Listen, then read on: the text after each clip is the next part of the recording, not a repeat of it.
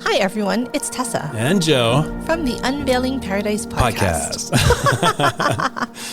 Tessa, summer is almost here, and so many of our listeners are about to have their epic destination wedding. And we are so excited for you guys. Before the big day, guys, we want you to make sure you listen to these 3 episodes. Episode 62, Deep Diving Your Wedding Ceremony. Episode 53, Questions Your Wedding Guests Will Ask. And episode 31, the final countdown to your wedding day. And if you're planning your wedding here in Hawaii, hit us up and ask us about our Unveiling Paradise podcast promo. Happy planning. Hey, jet setters. Good morning, Joe. Hey, Tessa. How's it going? Super excited to talk about our topic of the day. Yes, very excited. The first look. Should you do a first look for your wedding? Before we start that, let's give a quick shout out to all our Patreon supporters who have sponsored our show. And if you haven't done so, please click our link in the show notes and find out how you can help support our show. So today, let's start with a quick little history lesson. All right, oh my God. Fun fact, Joe was a professor. Apparently still going to be trying to teach me things. Okay, so today we're talking about the tradition, but it's actually a superstition about whether or not a couple sees each other before they get married. Right. Right. And so like the superstition is if you see each other before you actually are married or you're at the ceremony, it's bad luck. You're cursing the marriage. It's bad, voodoo juju. Right. And this is why actually this is such a fun little nugget of history to talk about. That superstition is based in history. It's based in back in the day when we used to do arranged marriages. Right. Well, it's basically an arranged marriage is where your either your parents or your community picks someone for you. They're like, this is your partner, and it makes sense financially for the families. Right, and a lot of times these people, the couple, have not ever met. Right. So it's not even an arranged marriage where you get to meet and get to know each other. Yeah. It's truly you don't even know what this person looks like. You are meeting this person for the first time at the altar. Isn't there a show right now, Love at First Sight or something? I think so. I mean, that's what this is. Sort of. But okay, so back to the history, right? Back to the history. This used to be the tradition where the couple wouldn't actually see each other until they were actually at the ceremony side of the altar or whatever. Right. And also veiling too, right? So the bride would wear a veil, right, to hide her face. It was literally to hide her face until the last minute. You lift the veil up and you're like, yay, or oh no. Right. It's awful. It's awful. Like, oh my God. Dear Lord, I'm marrying a troll. Or yay, right? Like sweet. And you might be the troll that she's like, the veil comes up and you're like, oh my God, that guy's a troll. Ew. Well, and that's why, right? I mean, that again goes back to the history lesson that to avoid anything like that happening before they were legally married, this is why they said you cannot see each other before the ceremony. Right. Or, it's bad luck. Right. The marriage isn't going to happen. And that was where this superstition was created. It was to avoid people backing out of arranged marriages. Yes, crazy. So crazy weird. History, but that's a superstition that a lot of people still carry to this day. Now, if you're getting married to someone today, there is a very, very good chance that you've seen their face and know what they look like. Know how they are. Yeah, know their weird quirks and habits and everything. So it's a little bit dated, right? This whole superstition is actually very dated. But agree. We want to talk about the first look. So Tessa, half of our couples will choose to not see each other until they actually are at the ceremony. But the other half will choose to arrange a special time where they actually see each other beforehand. Right. And so that's something we want to talk today about. And what is that actually all about? So to do or not to do a first look. Right. And I think that's a big deal, right? I have couples that just kind of go back and forth about it the whole time. And I think it really is important for us to talk about what it looks like, what is truly a first look. How do you make it so it doesn't feel really cheesy or insincere or, again, fit the vibe of your wedding. And what's the benefit of doing it versus not doing it? Pros and cons. Yep. Perfect. Well, let's get started. Welcome to Unveiling Paradise, your go-to destination wedding podcast. I'm Tessa, wedding planner and owner of Fred and Kate Events. And I'm Joe, wedding and adventure photographer of Joseph Esser Photography. We are based in Hawaii, one of the biggest, most popular locations for destination weddings. We want to share our real-life experiences with you, give you insight from a professional's perspective, and still make sure you're having fun in the process. We're huge believers in the fact that planning a destination wedding can be one of the most amazing experiences, and we want to bring you along. We're so excited to talk with you about weddings, Hawaii, and everything else under the sun. So pack your bags and let's get started. All right, here we go. First looks, yay or nay? Let's talk about this. What is a first look? Why should we do one? What are the benefits? And what are some of the creative ways that we want to actually do it? Right. So can we start with what is a first look? Sure.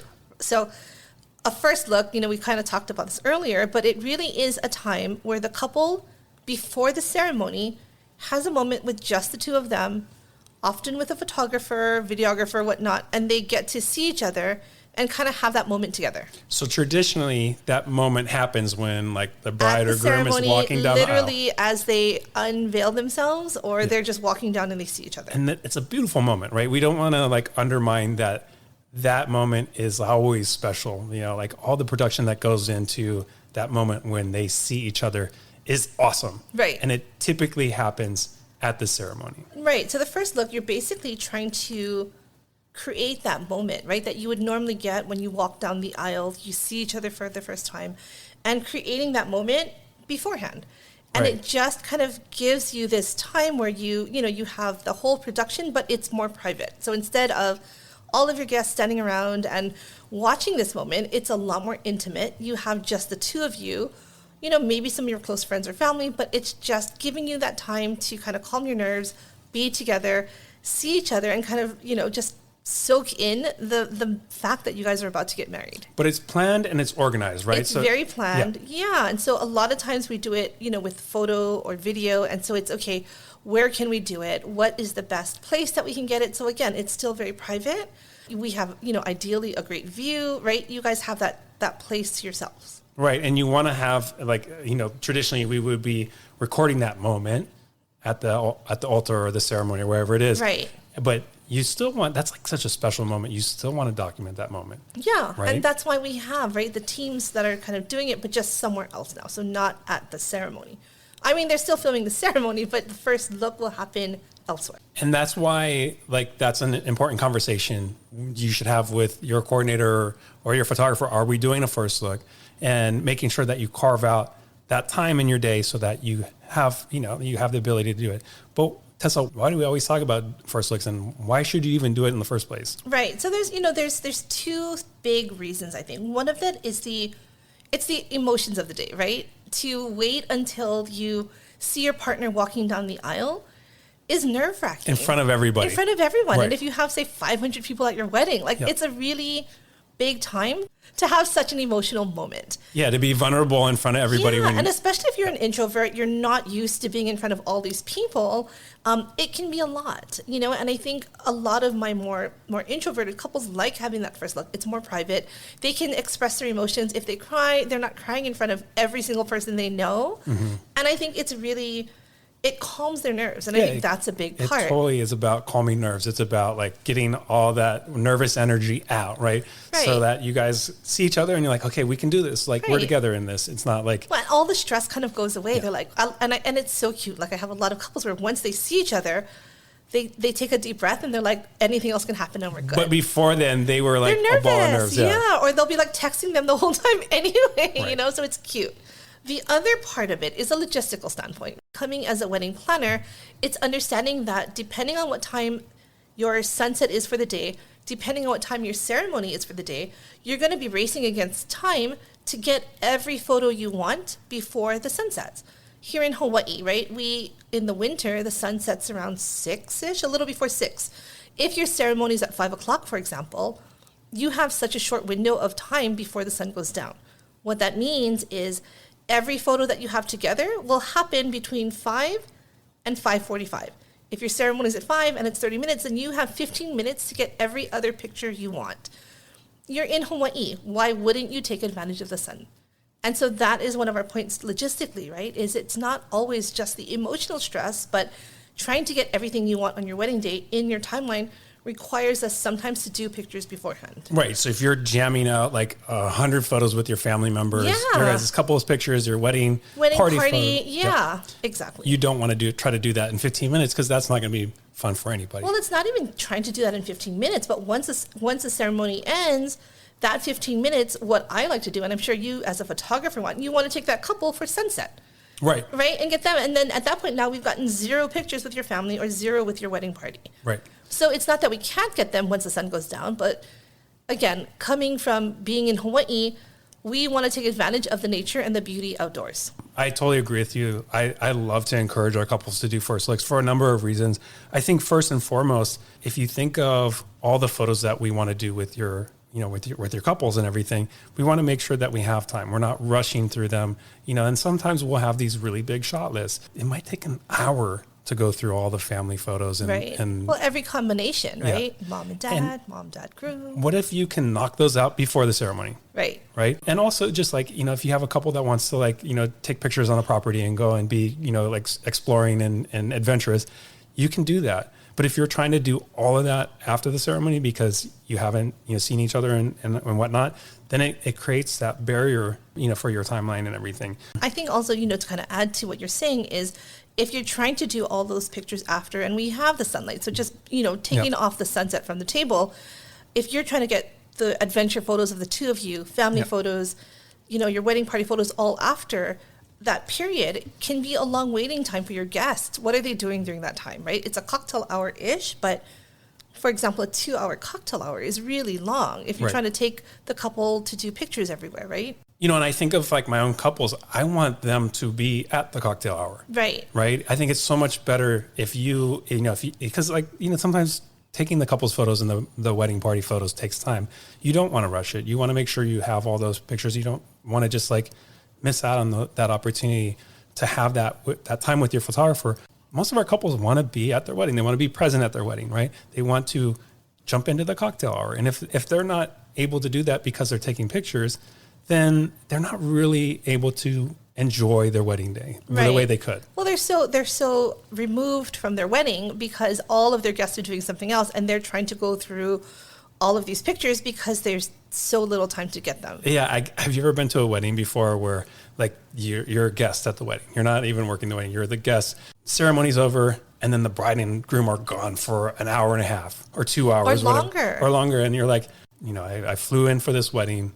I want to talk to my friends or whatever. And they're gone, and then if you do a first look, that couple can go straight from their ceremony pretty much to being at the wedding, being present at the wedding, enjoying the wedding, enjoying cocktail hour with their guests. And I think that to me, I think is one of the biggest, besides photography, that's one of the biggest selling points of doing a first look, is it allows our couples to actually be at the reception, be at the party, and have already done all their photo and video and all those things beforehand. Right. And I agree with you on this. And I feel like we're agreeing on a lot of things on this episode, but it's true. I really like when my couples will do all their pictures beforehand so they can be present for the rest of the night. And again, like I said, one thing that we always try to fight for here is sunset photos. So I do like to take my couples up for sunset, but other than that, they can be present. They have time to talk to their guests, have a drink with their guests, hang out. And I think that's so fun. Does doing a first look actually add more time to your wedding day?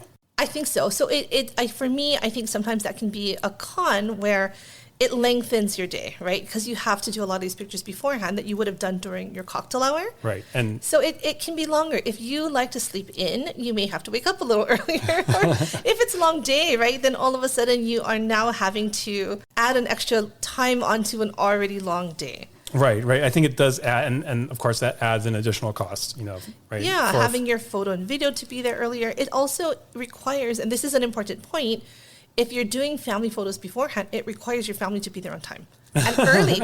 Because if they're not going to come early and you have pictures with everyone except, your brother, you're not going to take the picture. We're going to have to wait until after. Now you've just wasted your time. Yeah. So it's really important when we're doing these family photos, understanding your family. If you know they're going to be late, it's not going to be worth it to try to push it beforehand. And sometimes you do kind of a hybrid with the photos. You knock out all the couple's pictures, the wedding party, but you save the family for last. And a lot of times I always tell my couples, when you have like a couple elderly relatives, like your grandparents or whoever, don't get them there so early. Right. So we can do those after. Or when you have like your wedding party photos, you can do beforehand. But if they have like flower girls and ring bearers and they're very young, let's do those pictures after too. Sure. Right? Versus bringing the kids hours early. Right.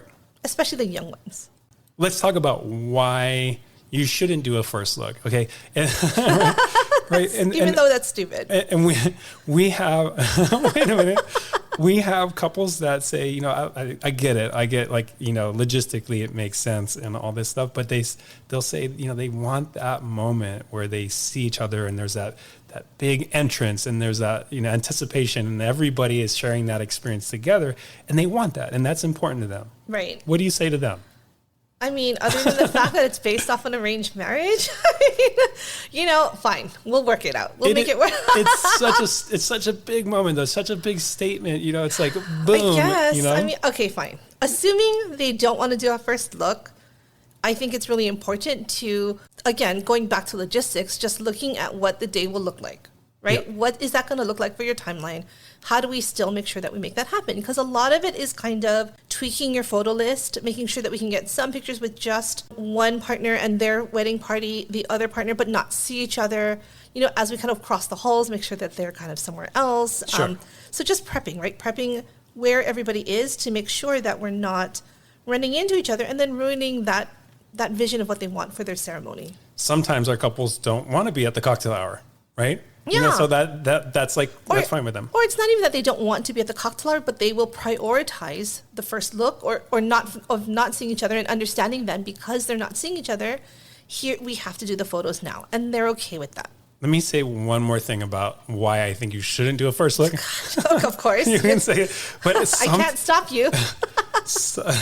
I mean, I think we both are in agreement that it just, in terms of like the flow of the wedding, it makes sense. But I've had experiences where one or both partners aren't into the first look at all, but they still do it. And it's like, if you're not into it, it's really kind of like cringy because someone turns around and they're just like, there's no emotion. And really? It's like, I guess I feel like even if you're not into it, when you see your partner, it's still going to be kind of exciting, right? No? Yeah. But I mean, we've had these first looks before where it's anticlimactic. You're not hyping them, you know? Like, that's your job, hype them up. But they have said they're not into it. They're only doing it because of this. Because they had to. They had to or whatever. And like that to me, like if you're stealing that moment from, and that would have been a big moment for that couple in front of everybody, but they're just going through the routine and doing, like, don't do it. Right. No, and I agree with you. And like I said, when I talk to my couples, we kind of go through priorities. And again, if it's a big deal to not see each other, it's fine. My job, though, is to say, okay, if we don't do it and we know that you're getting married at this time, sunset is at this time, these are the things that we're going to sacrifice. Right. And as long as they're okay with that, then that's fine. It's just when we're trying to set unrealistic expectations for the overall logistics of the day, that's when things get hard for me. So it's a give and take between moving your ceremony earlier, right? So you have more time to do pictures during cocktail hour. But some venues don't allow that. That's my point. Yeah, in some of those situations, then, we try to push, to be able to do that beforehand. Right. I know we talked about not doing a first look, but let's go back to doing a first look. All right, you're sold on it. I'm sold on it. I'm sold on it. And here's my thing, is if you want to do a first look, there are so many really fun, creative ways, not just creative, but ways to make it your own, right? So if you are not wanting an over-the-top cheesy, there are ways to do that. Or if you do want to go big, there's ways to do that. Well, just let's step back a second. Yeah. What do you see the most? Like, how does a first look actually play out? Like, what do you see happen most of the time? So the most common... Let's say it's a bride and a groom. Okay. Just to make it simple. Okay. So the most common that I see is, and again, like you as the photographer, I feel like you're going to know this more than me, because I kind of throw it out to the photographer. I'm like, what do you want to do? Like, let me know, and we'll set it up. Most times I'll have the groom standing somewhere, normally with a beautiful backdrop, with his back facing the bride. The bride's coming, and she will tap him on the shoulder, and he will turn towards her, towards the direction of wherever the photo and video team is, so they can see his reaction And they turn around and then they turn around and they're like, oh my God, so awesome. Oh, you look so beautiful. Right. And then they do their thing and they hug and they kind of chat. They give them a minute to kind of talk. And then the photographer jumps in and then kind of directs them for photos at that point. But it's a very simple, and again, just kind of a quick turn to see each other. I feel like a lot of my couples don't tap on the shoulder, but they grab the groom's butt. I have a lot of those too. I like that better, actually. I don't know if it's great for like mom and grandma to be watching the video, but I love it. But I see that, but it's typically one person is going to turn around. We just had a wedding recently where they didn't do like the tap on the shoulder, but it was a groom and he was, facing the opposite direction. The bride walked maybe like 10 feet behind him and then they turned around. And so it wasn't that they had to be like face to face, but they were like, they had enough space where he could, totally take it all in and she could take it in and it was awesome. Oh, that's nice. Yep. But I think there's so many other ways to do it. Right. And I think just recently I've seen a ton of really, really sweet ones and a lot of really creative, crazy ones, like just in the last couple of months. Like what? Okay. So if we're talking about the sweet one of the trends that I'm seeing now that I love is the couple will stand, again, this to me are a lot of my couples that tend to be more private, more introvert. They want to write their own vows, but reading it in front of all of their friends and family is very daunting. And so they'll do a first look, but what we'll do is we'll stage them back to back. And then they'll read their vows to each other that way. And then they'll turn around. So before they see each other, they're back to back. They're back to back, reading their vows. And then they turn. And I think that's so sweet. Like, I love that. So do they read their vows at the ceremony too? Or is it just at the first look? Some don't. So a lot of times they just don't because they're like, we've already done it. It's recorded. And then they feel a lot more comfortable in front of their guest because they're not saying these very, very personal vows. Yeah. And I like that. Yeah, I like that too. I've actually had that happen a couple of times too. Oh, yeah. It's cute. I've also had it where they face each other and read their vows, which I like. But the crazy one that I've done recently that I love is I had a bride and she was just, everything about them was just over the top fun. Like they were super fun. So she decided that she wanted to dress up like a dinosaur. So for the first look, so a little backstory, right? We live in Hawaii. One of the venues that we do, they filmed Jurassic Park. Yeah. And so that's where they were getting married. And so their whole theme, it wasn't dinosaur themed, but Jurassic Park was definitely kind of an underlying theme of their wedding. Right. And so he's standing out there, facing out into the beautiful mountains, waiting for his bride. And we're in like this porta potty trying to get her into like, not just one of those like dinosaur pants things, but like a full body dinosaur outfit. Like why are you in a porta potty to start out with though? Okay, well where we are, there's no bathrooms. Okay, I gotcha. So they're in this tiny stall trying to get her dressed. It's those inflatable where you have to like, there's air blowing it to keep it up and it's like 8 feet tall. And so we're trying to hold her little dinosaur hand and walk her up this hill to him. And she does the full tap on the shoulder and his look was priceless. He had no idea, but yet when he saw it, he was so like, "This is totally her." Right. Did he cry? He did. No, he didn't. He laughed, and so did it.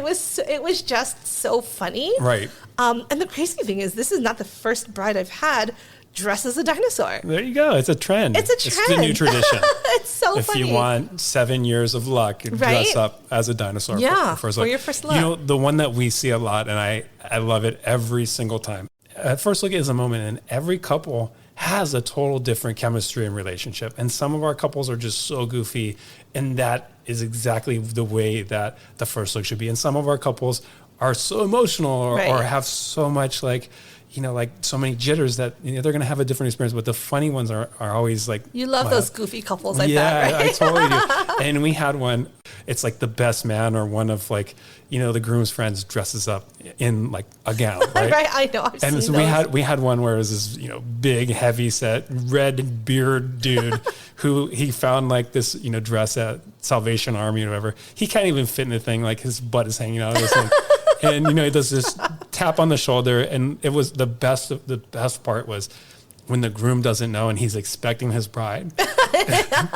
And then turns around. And you can just see it's like slow motion, like clockwork with the brain. Like, wait a minute, this, this isn't what's supposed to happen. And it's always hilarious. And it's always so fun to document. And then, of course, we did an actual first look with the girl he was marrying, and it was like it was fun. It was fun. Did it take away from that first look at that point, though? No, I think he was just so excited to see her at that point. You know what I mean? Because he was like, sure. "You got me so good," you know. So I think that's the thing is like, this is a new tradition and it's something that you can be creative with. And it's something that you can be playful with or serious or, you know, whatever that vibe is, whatever that thing is that makes you guys as a couple, you know, come together, do that, you know, do that thing that makes sense. Right. And I think that's really important, right? Is just do it what makes sense as a couple. Like for me, for example, like I've definitely had the couples where the best man or a groomsman or someone is dressing up in the dress. Like I think they're cringy personally, you know, but I know that it's your sense of humor and I know you laugh every single time. I'm like the dinosaur one, I think is hilarious because it's so random. Like I love that one. All right. So you were ragging on me about like hyping up my couples. I was, yeah. You're like, oh, you know, like, especially when we have like the dude dressed up as the bride, like, oh my God, she looks so gorgeous. And we try to get them like all like emotionally, like saving the suspense, almost ready, you know, all those things. And like, so stupid. and it's so awesome when they start getting emotional, you know, before and they're about to cry. And then, you know, there's a dinosaur or there's like a dude, you know, in a dress. And again, though, it goes back to the couple, right? Like, yes. Because I feel like it's, you know what's funny or not for the other person and just know that. Right. Right. So again, I think knowing the couple or the couple knowing each other and understanding what they think is funny or not is important. You know, on a different tone, what I personally like, these are the things that I like. And it's really the more emotional first looks because that is, I think, a big part of why people choose to do it by themselves, right? It's that really, really intimate look. And there's so many new ways of doing it. You know, we talked about one where they stand back to back and they read their vows. Another one is they face each other and they read their vows. And I really like those too. But what I'm just obsessed with right now, which couples are doing, is they're doing first looks with other people. So first look with dads just kills me. Like I love those. Yeah. I had a bride where, you know, her father had passed away. And so she did a first look with her grandfather who walked her down the aisle. And those are always like the bawling. Big, and emotional tear jerking. He was the sweetest little man ever. He was like, you know, I'm the grandfather of the bride. I will be walking her down the aisle. Like just... It's so sweet, and I just love those, you know? And so we've done it with just first look with wedding party, with your kids. You know, there's so many different ways you can do it, and I love how they take this really cool new tradition and make it modern. Right. You've mentioned that you've seen a first look with a dog. Yeah, so it's so funny. I saw it online. But yeah, the bride, I guess, you know, had this really cute golden retriever, and she did a first look with a dog, and the dog was like, super excited. I just slobbered all over her. It was so cute. Well, Tessa, actually, it's funny because I literally last week we had a first look, and it was supposed to be the bride and the groom that were supposed to have this moment. But this couple was interesting because they got married 2 years ago during the pandemic. During 2020, they actually had a super small, intimate, like church wedding, and after that, they had a baby. Of course, that's what happens. That's the next step. And so I guess this was just sort of a last minute thing, but the bride decided instead of her doing the first look, she would have grandma bring baby down there. So the groom is waiting and the baby, like she's like 14 months now. So she's walking and everything. She walks up to dad, grabs his leg, and he was shocked. He was like, oh my gosh, this is not what I was expecting. But it was really fun because, you know, this was like that. This is like we talked about, this is the thing, that one thing that makes their relationship unique. And 2 years later, they're actually having their big party and celebration. And, you know, like that was like the capstone for them over the last 2 years. This is their new, like... Right. This is the next chapter of their lives. Yeah. That's cute. I like that. And again, like I think they're so sweet to see, right? Especially when you have these couples where you're looking good. This is your day, right? So getting that validation from your family and friends, getting that, again, they're your hype squad, right? So getting them to see you and get excited for you is a big deal. Yeah. Tessa, did you do a first look when you got married? Yeah, we did. Tell me about it. What did you guys do? So the funny thing is, right, like I feel like my wedding was fairly unconventional. It was small. We had like 50 people. It was at a private estate. We didn't have a wedding party. We had nothing like that. And so we because I'm very low key and so is my husband, we just kind of saw each other. So it was, I didn't want like a tap on the shoulder. How did you see each other? Was it just like, hey, you're in the elevator together? Or? No, so we were at a private estate and I think we just kind of were like, okay, well, so I think our photographer was like, okay, let's just gather you guys here. And we're like, okay, hey, you know, I think we stayed home the night before together. So we just got to this venue. He got there a little later than me. I got my hair and makeup done and that was it. Wow. I think our whole relationship, like we're pretty low key. Oh my gosh, like and I'm not at all. I know. We know you're extra. We know that. But I think just in my husband and I, like in our relationship, I think we've always been very low key. So having an over the top first look, I think would have been a lot for him too. Yeah. Okay, so tell me about. So did you do? We did a first look, Of course. And of course, you know. Can I take a guess who cried? wait, hold on a second. So I want to say we did a first look because we wanted to be at the reception and party. I wanted to be at the cocktail hour. My wife wanted to be at the cocktail hour, and we wanted to knock out as many photos. It was 100% all about that. Got it. Right. So that was the point. Okay, so first look. So our good friend Chris LeBang, he was the photographer, and he set the whole thing up. And I was there waiting, and we were at the Four Seasons. It was awesome. And I'm waiting, and I'm with my groomsmen and everyone, and I'm just like, I'm so anxious. I have this flood of emotion. It's just the craziest thing I start feeling. And before she even gets there, I'm bawling my eyes out. She's not even there. Of course you're crying. I knew it. And like my groomsmen are like, "Are you okay? Like, what's going on?" Pull yourself together, Joe. Chris is like, "Oh my gosh! Like, I did not expect this." It was so powerful, and it was such an amazing moment that I will never forget. I remember it, like it was yesterday. But like had we not done that, we wouldn't have had the time to do all the pictures we wanted to do beforehand. And even though we did it, I bawled my eyes out at the ceremony anyway. Well, I was going to ask, did it affect your experience at the ceremony? So it didn't, no, right? No, it was just as emotional. Yeah, 100%. I was super emotional. But the beauty, Did Jackie cry too? No, she didn't cry at all. She's like, what's this crybaby doing Who here? is this guy I'm marrying? Where did he come from? The funny thing is, so I was emotional that day, whatever. But at the ceremony, she walked down the aisle, and I remember still thinking, like, it's such a powerful moment when you see each other even in front of everybody too. And so I don't feel like it took anything away from that traditional, right, like moment where you see each other, dad's walking her down the aisle, and that still was a very powerful and meaningful thing. I don't feel like it took anything away. Right. And I think that's really important to note. Yeah. When people are deciding whether or not they're going to do it, I think they feel like it could make their wedding actual ceremony walk less special, and I don't think it does at all. I absolutely don't think so. And also, I think I already said this, but I was bawling my eyes out at the ceremony too. But the beauty was... You did say that. Yeah. But the beauty of this was, like, it was such a hot day. I was also sweating. So I was like, oh, no, it's not. It's just sweat coming out of my eyes. It's just horrible. Joe, so to recap, I think we're both on the same page. We like a first look when it makes sense. Right. Right? I think there are some couples that are very much wanting to keep things traditional, no first look, and that's okay. Yeah. Yeah. So just, talking about what's a first look and why would we do it, right? A lot of times it's two reasons. Number one, it's the emotion, just kind of getting out your nerves and being able to see your partner for the first time for the day. It kind of calms you, puts you in a better place, and I think it just makes the day flow a little better. And then obviously the logistics, right? Allows you the freedom to have time with your photographer, your video team, to actually do a lot of stuff beforehand. Right. So you don't have to do that right after the ceremony. And you're not gone and you're ghosting everyone there right afterwards. Right. So it's not just ghosting people, but it tends to create a longer cocktail hour. And so if there's nothing going on, your guests are just stuck waiting. Right. Right. And it allows, if you do it first, like, it allows you to be at the cocktail hour. Yeah. You can be present, drinking, hanging out with your friends and family, thanking them for coming, all the fun stuff. So this is a new tradition, sort of. I mean, I think it's been a new tradition. For a while. Yeah. And what I love about new traditions is that we can be creative with this, right? So that was one of the things, like, don't just do, the tap on the shoulder, grab some butt. or, like, think of that thing. Dress up like a dinosaur. I love that one. It's so funny to me. There's one more. I'll just share this really quick. There was one more that I saw. Someone, like, the bride had put, like, a pig mask on. She's in her dress.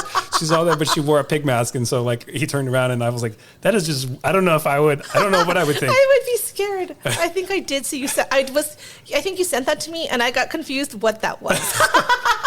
So I would be scared. I don't know. That's too far. It's kind of dark. But I think, so you have, like, those funny creative ways, but again, like, new traditions that we're seeing that we love. I love, I'm sorry, I'm speaking for you, but it's those, reading the vows privately to each other, or doing a first look with your parents or grandparents or kids or dogs, or like I love those. Bridesmaids are super the fun. bridesmaid ones, again, they're your hype squad, so having them see you, I love those. I think they're so fun.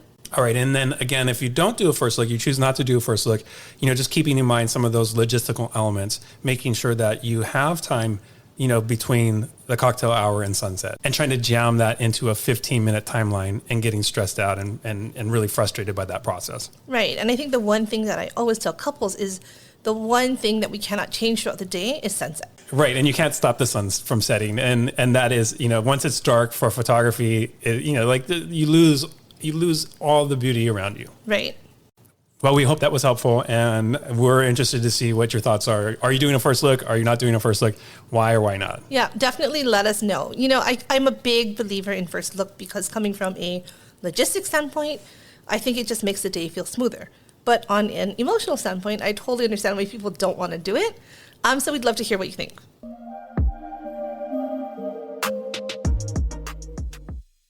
Let's turn to today's question of the day. And this is actually a really kind of random one, I guess, I don't know, I don't hear it very often, but this is the question. Okay.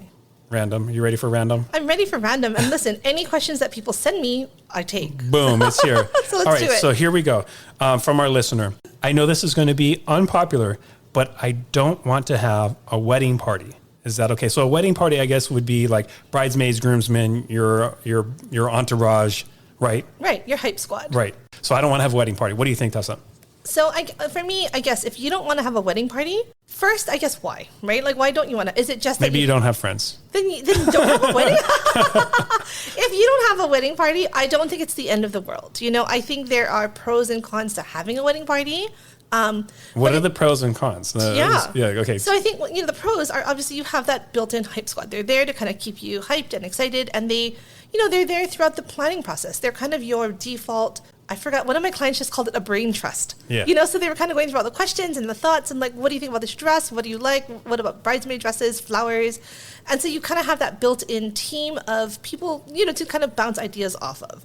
And help with the planning and help with all this and I stuff. think so it's really nice to have that. On the flip side, I think sometimes it can be very overwhelming. If you are an introvert or if you're trying to save money, and you don't have to buy gifts for them or anything else, it's a nice way to cut cost if you're okay not having a wedding party. So this isn't answering the question, but I wanted to ask you this question. Yeah.